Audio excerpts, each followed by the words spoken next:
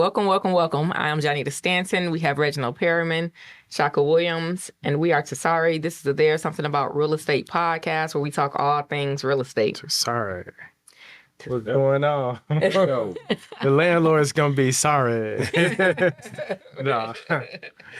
Hey, we talking about the Michigan Renters Bill of Rights that was proposed, and it's crazy because most of these came from Minnesota? From the University of Minnesota Tenants Bill of Rights. And some of the stuff we're not gonna cover here, we're gonna do on a live when we actually invite some landlords and some tenants. That might get heated. It is. I think it's gonna be a good show though. Yeah, that's gonna be a great show. I'm gonna ask a favor though. Yep. Because we never do this. What's that? Can y'all like, follow, subscribe, hit Share. the button, share, hit the notification, the little ding, ding, ding, so you can get it when we come up. Right. I just wanted to ask our audience to please. Actually, when people do that, they love that. They like when it's popping up and it notifies them. Right. Yeah. That it's a new show, so they don't have to be like, when y'all next episode? Or y'all drop something, I ain't know about that. Yeah. Yep. All right. So, Mr. All right. So I do feel like I want to bring up, like, we're not really like delayed. They rolled this out for Michigan, these proposed items that may be part of the bill, like on August 20th or something like that. So it may seem a little delayed, but it's actually not for us. Yeah, but this is basically presented just for Michigan, and these are some of the clauses that they're looking to include, which is funny because one of these, the fee limitations, we already have that in regards to how much a landlord can charge for security deposits. So whoever put this package together didn't read the laws that we already have. So we have to, we have to really consider if someone's just putting something out. Yeah, they I feel like they just threw something out really quick. They had to. It was a lot of heat on the government and the state. Right. The federal government and the state. So right. I just feel like they just threw something out there real quick to appease everybody like they normally do. Yeah. That's what they do anyway. And it has to be some balance. Before we go into these proposals, what we want to do is discuss. I'm gonna have Miguel pull up the video if he can, but it has to be balanced on both sides and fair on both sides. So we're gonna watch this video a little bit, just with this lady and the situation she's having. So Miguel's gonna run that video. We'll discuss it, and you'll see why this is important and why the government wants to protect tenants. But we also have to discuss the other side of how it's gonna impact landlords. Miguel, can you run that for us? We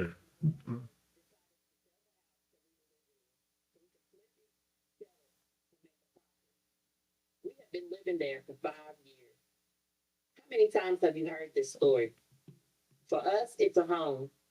For them, it's an investment, a vehicle, an asset, a commodity, safe retirement. That summer was supposed to be a high for my family. My son had just graduated magna cum laude from high school with an academic scholarship. Instead, I spent most of the summer searching for a new place for us to live. It was impossible. Landlords across the country were using inflation as an excuse to hike our rents at the highest rate in over 40 years. My only option was to move into a place that I couldn't afford.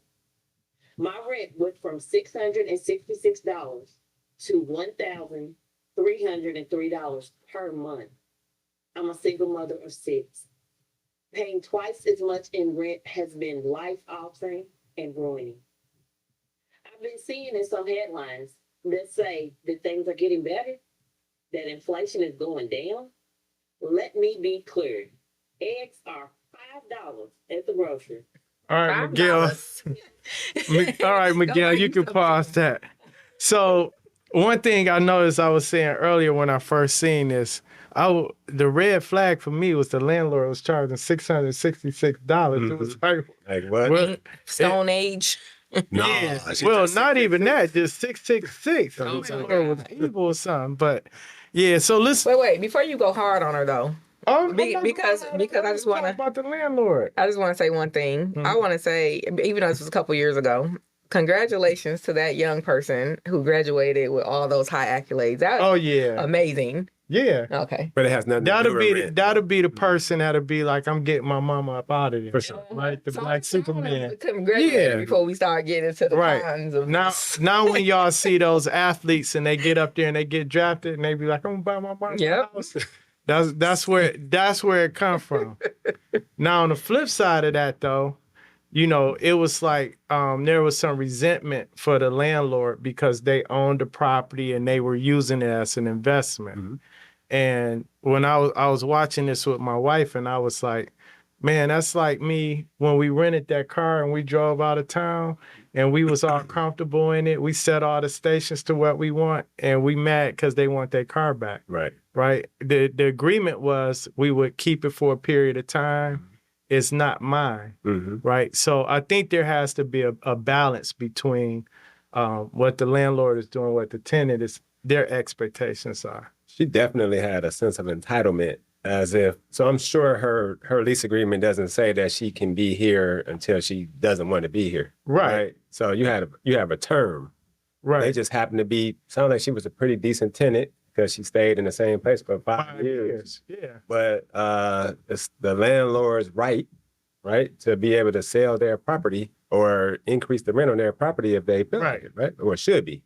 Any property owner should be able to sell their property when need be. Now, if you have a lease agreement and you can't break the lease to sell it. Right. But And she just made it sound so negative that this person, you know, purchased a piece of property and they invested into it and then they wanted to renovate it so that they could just flip it on the market, and they just saw it as an investment. Vehicle for their retirement, like they're not retirement. supposed to. Exactly like, what it don't you?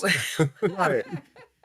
Like, That's the issue. That's like a big problem because, and that's like all across the board. Like, are there things that we all need to do better and, you know, do better at? Right. But I just don't understand like how people really feel like landlords should not be in the business of being a landlord. And some landlords, Making money. yeah, some landlords live in rent to rent. Right. So like, and the city is not saying we're gonna lower your property taxes because this lady is only paying $666. Now there are incentives for people that rent to low income housing, you know, low income tenants, but do the incentives really cover all your increase in expenses over the years? I want to know. Actually, I want to hear some of the incentives. I want to talk about that. Maybe Yeah, not when in you this do episode. like MISHDA, something like that, they have a lot of programs that help people that rent to low income housing. Taxes. And that's kind of what that one lady was getting into. If you are a landlord who are taking any benefits of like the government assistance, then it should be like more safeguards put in place. So like I understood that. Right. It was like when she started talking about it from like a government standpoint, and then you're a landlord capitalizing off of whatever it is that's offered. I got that part. So I didn't agree with that because I think that she was talking about just getting a mortgage. So she was just saying you're getting a mortgage backed by the government. That's why she said Fannie Mae and Freddie Mac. So Well, not even that, but if you're getting all the benefits of say Section 8 or if you're getting any tax incentives or something like that. But you're not getting a benefit, Section 8. That's not a benefit. Well, no, I'm just saying for any government program, any incentive the landlord is getting, right? You get maybe a higher rental rate in some cases if you're renting Section 8, right? But you have to comply with whatever the government rules are. My take on that is the government wants to incentivize people to have low income housing, but then it's so much control that people don't want to deal with it as landlords.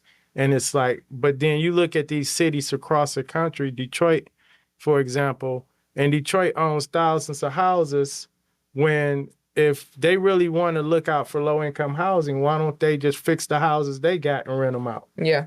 And they can control them and bring... Because they don't want to do it, right? Who better to bring a house up to city code than the city? They don't want to do that. Right. They want to control what you're doing, but they don't want to do that job, right? Yeah, but they'll pay you to do it. So when I was looking at it, I was wondering, I'm looking at this, I'm like, it sounds like some of these things might be to gain more money for the government. You know what I mean? Like you're putting more rules in place. I got to get inspections. I have to do all these things where I have to cut a check to the local municipality.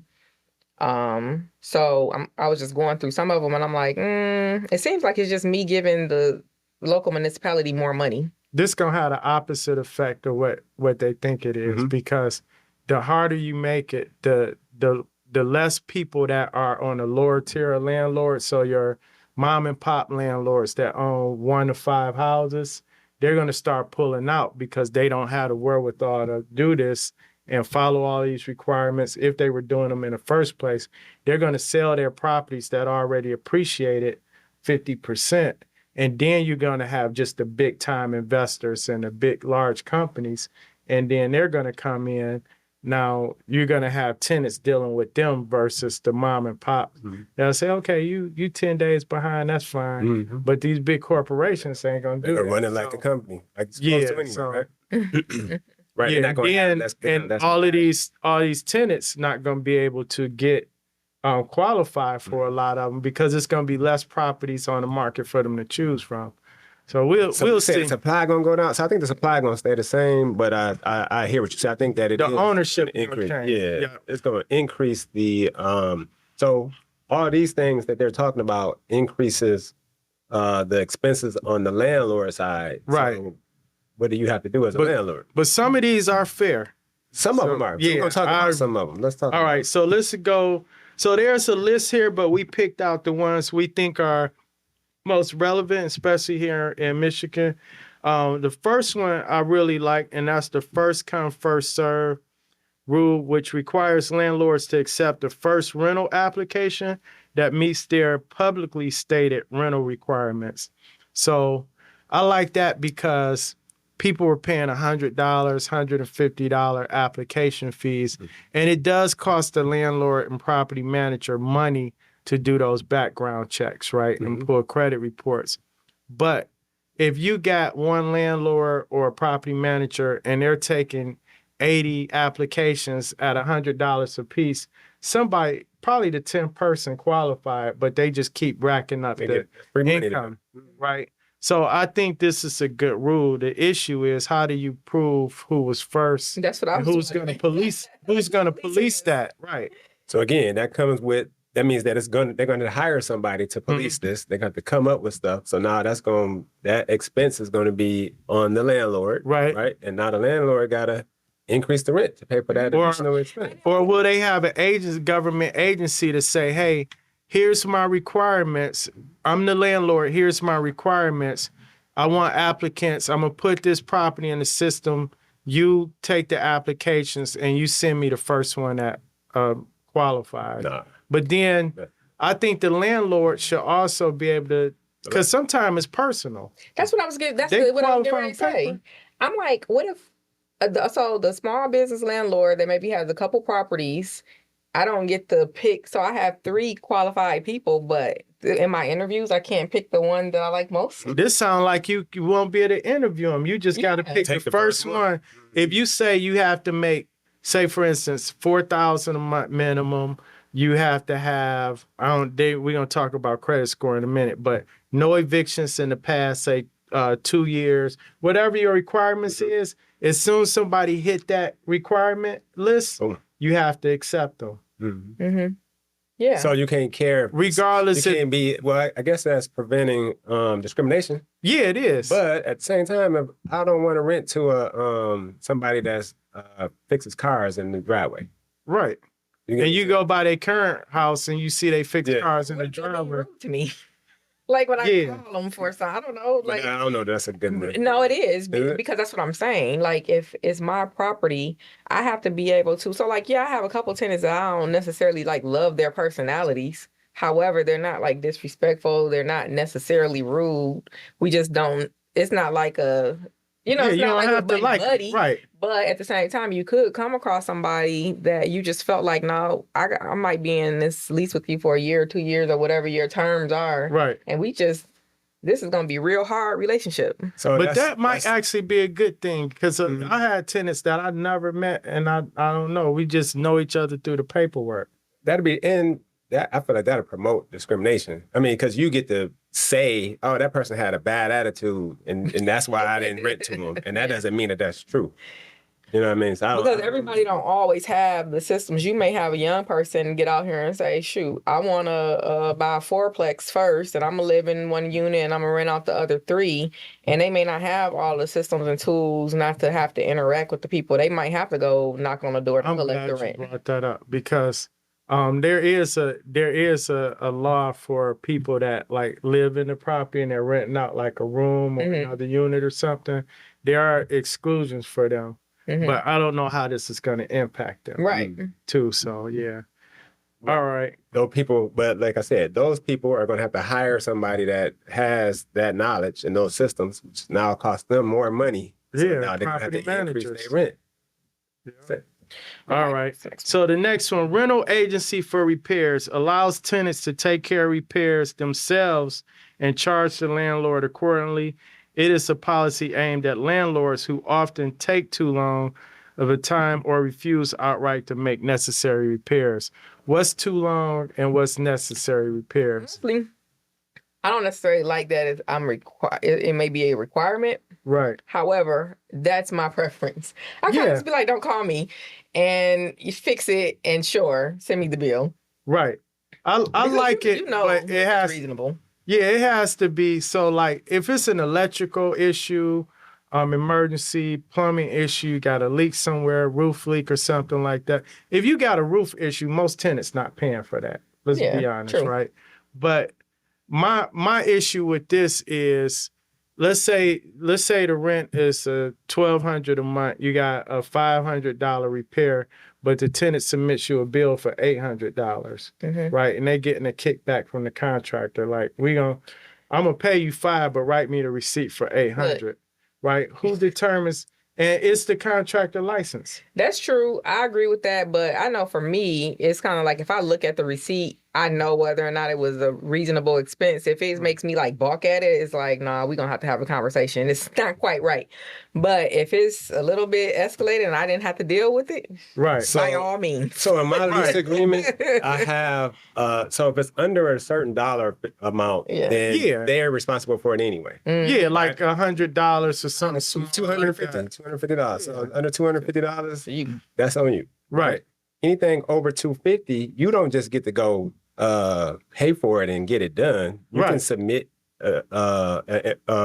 invoices. Right. Or bids. Bids. You can submit bids and then I can say sure. And then now that's gonna come off of your rent. So I don't think that is saying they can just automatically do it. Just be like, you know what I mean? I'm sure that's gonna happen. I know it's not saying that, but people will a lot of times people assume that's what it means, and they'll take advantage of that. So it has to be some safeguards in between. So I think landlords need to put in there. It's already in most of our lease agreements that you can't do any work without my approval anyway, right? So I think in this case, it should be a clause in there to state that the tenant has to submit 2 to 3 contractor bids by licensed contractors, licensed and insured. Because what if they hire somebody to do the work and it's faulty and then the house burned down, right? You see what I'm saying? 100%. All right. The next one we're gonna cover is the first right of first refusal, and this is when a landlord puts a property up for sale. The bill would give tenants the power to band together and put up money to purchase the property. Well, this is for a building. So for a building, saying it's an apartment building, the tenants can get together and buy the building. How likely is that to happen? But it's possible. Or in some cases, tenants may also assign this right to local nonprofit, like a community land trust. So in a lot of residential single family lease agreements or rental agreements, some landlords do have it, and you have the first right of refusal if I sell this property, because it's an easier process. The people already living there, you don't have to wait for them to move and sell it. But for this, the wording in this is for an apartment building. So they're saying that if I'm a landlord and I own a multifamily, 80 unit apartment building, the 80 tenants can get together and buy this building. And I don't find that too likely. It's possible, especially if you got the people with the means, but I would think most of them 80 people would have brought homes. If they could do that, right? Yeah, but they're saying they can assign their interests, basically almost be like wholesalers and be like, look, we're going to get together.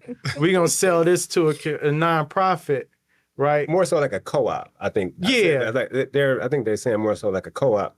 You know what? At first I didn't like this, but I'm cool with this as long as they're not trying to cap how much I sell it for. Yeah. And if I don't get what I want to sell it for, that I'm forced to sell it. I could take it off the market if I don't get it. Right. Then how long do you have to wait for these people to band together and come up with their funds? Well, that's right. Yeah.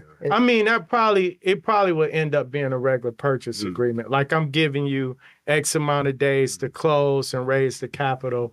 If not, then it's not a deal pending. But is it going to be a regulated term? That's the issue. Like just because of this clause, you might get more government involvement in the actual purchase of the property and how much time do you give them. But And then if they bring in a nonprofit to buy it, then it's like, sure, who knows how long that can take. Well, I feel like an apartment purchases it's generally longer anyway. Anyway, right. So, But you're trying to get 80 people, let's say 80 units. You're trying to get 80 people to agree. 80 people, 60 of them go get attorneys, individual attorneys. They all got different finances, right? no, all they're gonna do is I'm just gonna go in there and I'm gonna tell everybody that I'm not gonna increase their rent and have them assign their rights to me, and then we can buy it. Imagine you got 80 Shaka and Janitas trying to agree with each other. I'm gonna leave that alone. Right. All right. All right. The next one was credit history. We talked about eliminate credit history as a means of considering tenants' ability to afford a rental residence. Don't agree with that at all. Yeah. Like this is in red. Like I was at home like fire. Right. So let's make this clear. We're not saying credit score. They're saying credit history. Yeah. So if your credit history is shot, it's going to impact your credit score, of course. But somebody can have a 620 credit score and still have some negative stuff on their credit that you might not like, right? A utility bill or something like that. But this is just saying their history in general. You like, man, you don't pay nothing on time ever. You could still have, depending on how old the collection is, you could still have a 700 credit score. Yeah. And still have had a collection from eviction. Yeah. So, yeah, but this is saying credit history. So if they have an eviction or all their payments is late on everything because that was their history, and now they caught up in the last month or two because they know they're getting ready to go rent something. You got to fact like what happened in the past 10 months. What was the situation? You should be able to ask that. I think they're trying to talk about, people growing change, but I think that's with time. So It's kind of like what we talked about on one of the last episodes where it was like, yeah, I'm not the same person in my 40s as I was in my 20s or maybe even in my early 30s. Things do change with time, but if you can't factor the history, then you can't even gauge the time. I'm the same OG. Yeah, that one is a no. That's a definite. Yeah, because that tells you how, that's how you're determining if this is going to be a good investment. I have this property and I need to try to figure out a tenant that's going to pay me. Right. How, what else can I factor? You're nice looking or something? I don't. Right. No, so for example, I mean, this is where this comes into play for me. And why the one with the first come first serve? Yeah. So if I got 3 candidates, right, and they all do qualify based on what I'm asking for, right, but then I go back and I dig a little deeper and I look at their credit history and I see that they had an eviction or a collection from an eviction, then because evictions aren't on credit, right? But the collection, if somebody went after you to get money to collect money. Like a judgment. Mm-hmm. So if I see you have a judgment, even if it was 6 years ago, right, I'm going to go with the person that never had that judgment, and that's not. I don't feel like that's discrimination. Right. You know, You want the cleanest applicant, Mhm. period. Yep. I want the Right. one that qualifies the most, not Right. the one, not met the bare minimum. Right. You know what I'm saying? Right. So the same thing with job. You know what I'm saying? People that come in for a job, they don't like meet the just hire you based on the minimum requirements that we suggested. You know what I mean? So why would I do that as a landlord?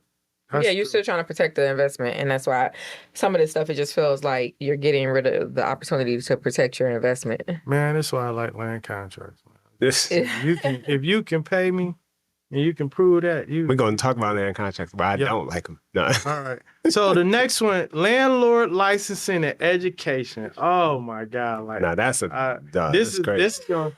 So what they're trying to say is, and I don't think I printed out the other page for y'all. I'm sorry, Are you but over there? oh yeah. So we got property managers that are not licensed. So now you're telling me if it's a landlord, now property manager's supposed to be licensed in the state of Michigan, but now they're saying a landlord requires education of prospective landlords prior to licensing or at the time of landlord relicensing if already a landlord. Requires that landlords develop an understanding of the social detriments of houselessness. Houseless. All right, thank you. The impact of eviction on houselessness. Landlord responsibility to ensure safety and fairness in housing for tenants and resources available to assist and support tenants encountering social detriments of houselessness. Yep. All right. And props to fund landlord education. I got a question. Yep. Who's paying for this? How many hours this is going to be? And who's paying for this? And then if the landlord is not licensed, can a property manager be licensed? And management. I mean, the property That managers would- are already supposed to be licensed. Right. So I think that Legally. yeah, I think if you have a property manager, that should exempt you Mm-hmm. from it because you got someone in management running that. But just think every landlord will have to be licensed if they do it on. I kind of agree with that to a certain extent because like you need to really, because most of your lawsuits come from people not knowing the state landlord tenant laws and any of the laws and requirements for real estate, period. Mm-hmm. Free enterprise. Doesn't this affect, isn't it starting to affect that a little bit? Yeah. Like, I'm just looking at, the low. I mean, I'm not saying that if they did impose something saying that there has to be a license, I'm sure it wouldn't be too crazy. However, it's the cost for entry into certain fields and to Right. be able to earn for yourself. Like, I should be able to go in my backyard and build a house, I guess, pay the city to come out and make sure it's safe. Right. And then I should be able to rent that if that's what I want to do But with it. here's the thing why I agree with it, right? Because really, technically, when you become a landlord, you're the business owner and that property is your business, right? And you're impacting the general public. So that's why all these laws and everything is in place. And over the years, you had so many landlords that don't even understand the laws. So I think them having a license and some form of education at bare minimum would say, hey, now they don't have to even charge for it. They can say, hey, go to this class.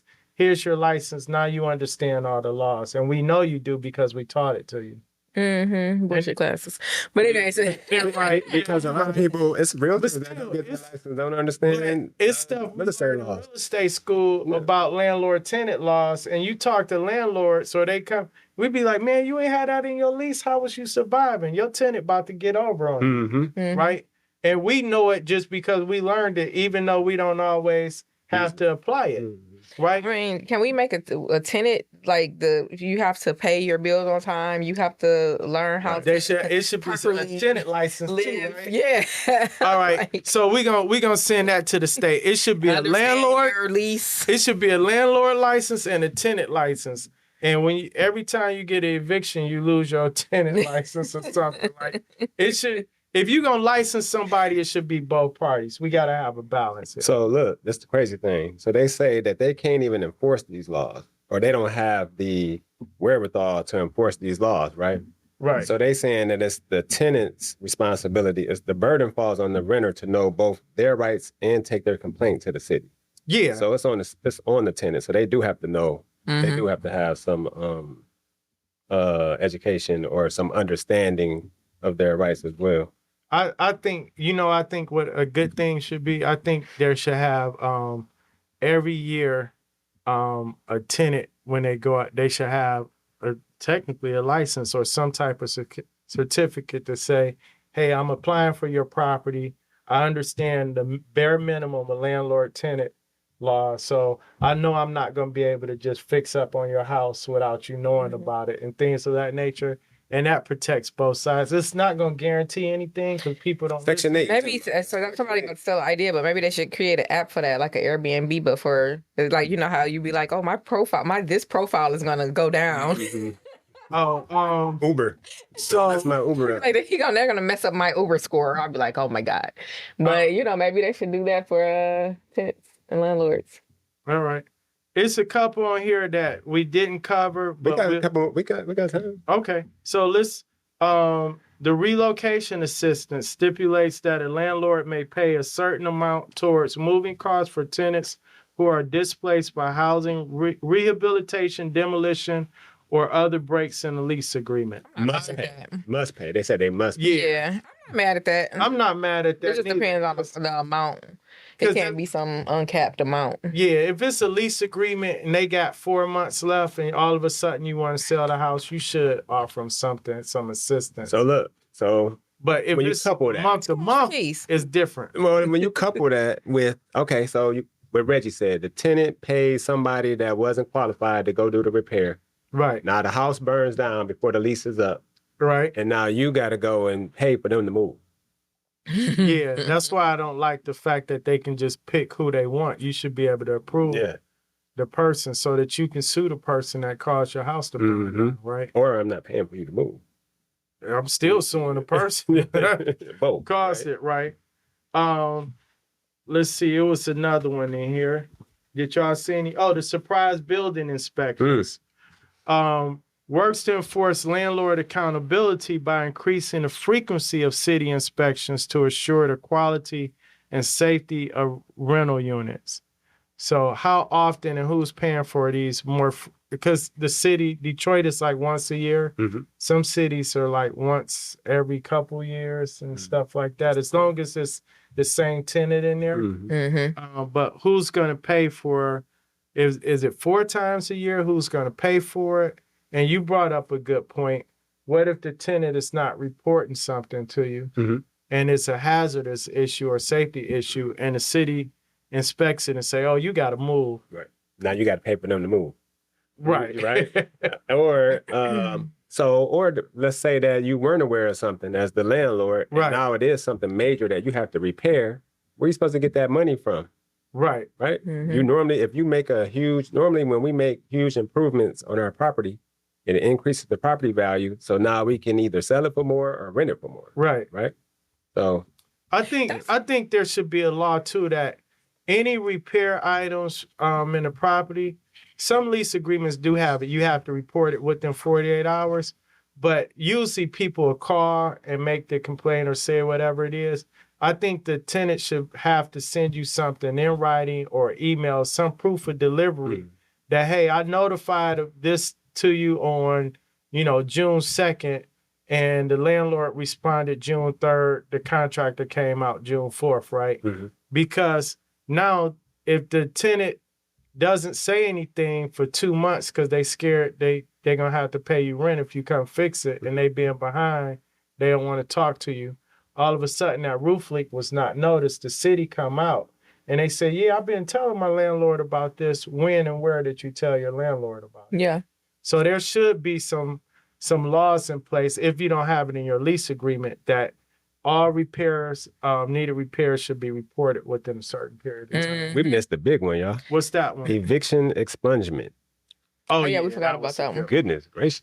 All right. Creates expungement of eviction history of tenant has caught up on back rent and number of years have passed since last expungement. So they left that blank on So purpose. what's number of years and caught up on back rent? I do like that.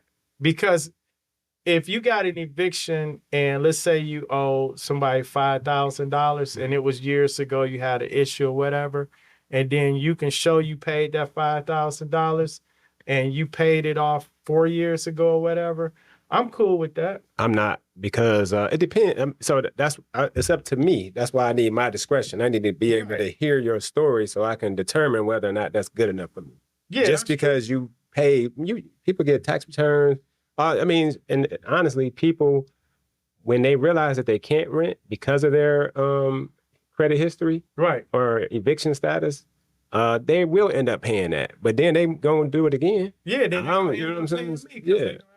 Well, Well, no, maybe they won't. You know what I'm saying? Right. And I don't want to deal with that. I don't want to deal Right. with somebody that don't pay their bills that I'm gonna end up having to pay. I mean, or having to take to court. Right. Mhm. You know what Yeah, I I'm saying? understand that. So it was one on here. The right to counsel All right. guarantees that all renters should have publicly subsidized legal representation in housing court. Yep.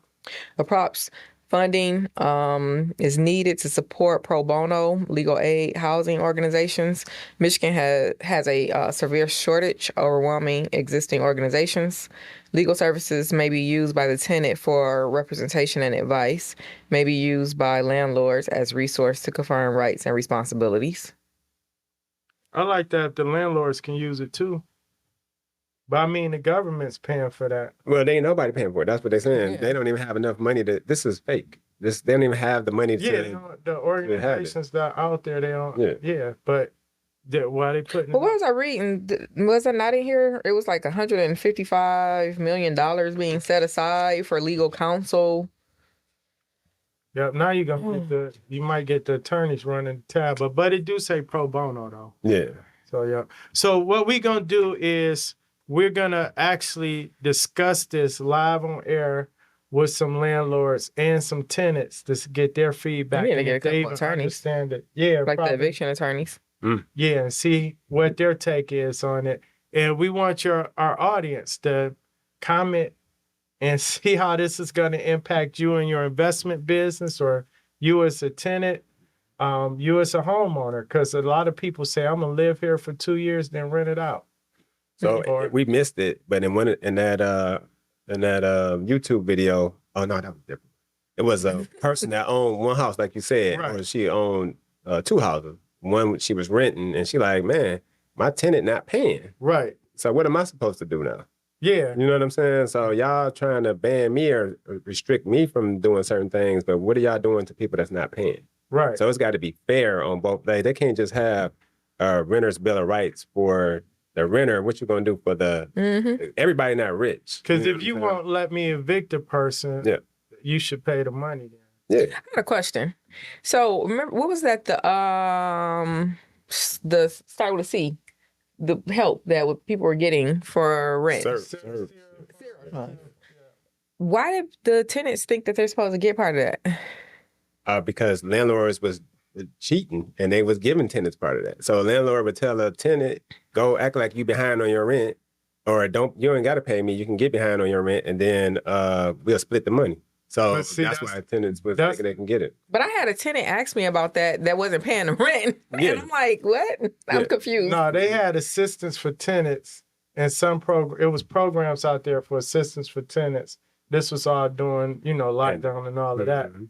But it was assistance for people so that they can get groceries, extra assistance and stuff like that. But that was specifically for rent to get caught up. Yeah. When it first started, tenants wasn't even applying, so then they allowed the landlords to apply for it. And like he said, when the tenants wasn't doing it, the landlords was approaching the tenants like, hey, if you at least just fill out the paperwork, we can work something. Right. But then you had tenants that heard about my cousin, Right. landlord gave them some money back. Mhm. But I'm just like, okay, so maybe what was happening is maybe I'm hearing a landlord potentially admit that that's what they did, because in my mind, we talked to someone. I'm like, why would you? Why would share? I give you part of the back rent? that you Yeah, paid I'm anyway? confused. Yeah. Hold on, Yep. a landlord told you that they did it? Well, she was saying that she was wanting to, like, oh, I was gonna give her some of it, and I'm like, why? Oh yeah, that's what Why don't happened. you- Yeah, Do that. But see, that's the part. exactly what happened. When you get too many government resources pouring in, it's always going to be somebody to try to cheat the system, right? Mhm. So you have to be careful. It's the fine line between helping somebody and rewarding bad behavior. All right. So is y'all what we at on time? We done. Should we be wrapping it up? Yeah. Oh man, it's a wrap.